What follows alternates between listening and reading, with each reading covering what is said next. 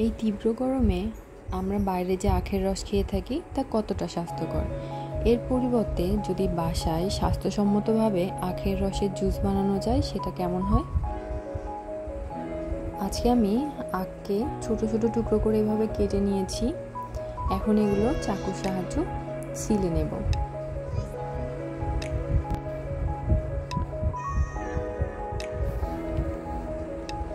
খুব সহজেই কিন্তু চাকুর সাহায্যে এভাবে আপনি এর ছালটা সরাতে পারবেন। আমি ছাল ছাড়িয়ে নিচ্ছি। এটা চাইলে আপনি বটির সাহায্যেও করতে পারেন। এখন ছোট ছোট টুকরো করে নেব।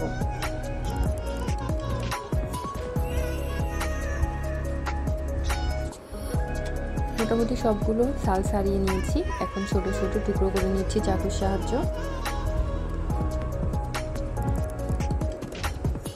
এখন আমি এই ছোট ছোট টুকরোগুলোকে ব্লেন্ডার জারের সাহায্যে ব্লেন্ড করে নেব। ব্লেন্ডার জারের মধ্যে আমি সবগুলো দিয়ে দিচ্ছি।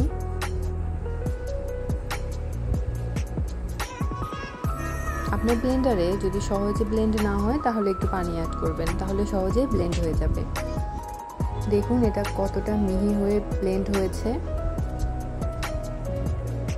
এখন আমি একটা বড় ছাঁকনির সাহায্যে এগুলো সেঁকে নেব। আপনি চাইলে পাতলা পরিষ্কার কোনো কাপড়ের মধ্যে দিয়ে এই কাজটা করতে পারেন। আমি সবগুলো ছাঁকনির উপর ঢেলে নিচ্ছি।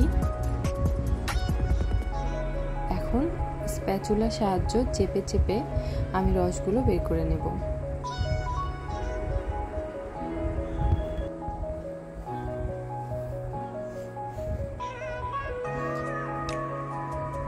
এই গরমে বাইরে অস্বাস্থ্যকর পরিবেশে আখের রস না খেয়ে বাসায় কিন্তু এভাবে সহজেই আপনি বানিয়ে আখের রস খেতে পারেন।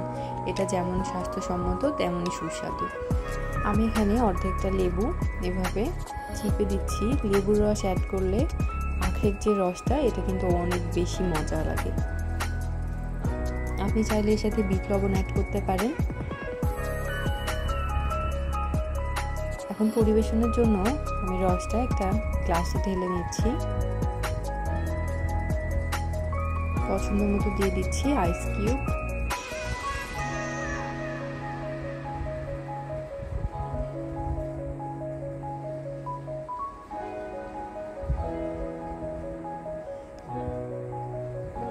বাসায় বানিয়ে অবশ্যই জানাবেন।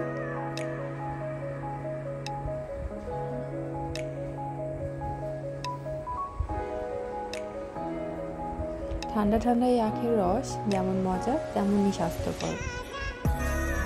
আজকের রেসিপি আপনাদের কেমন লাগলো অবশ্যই বাসায় ট্রাই করে জানাবেন। আল্লাহ হাফেজ।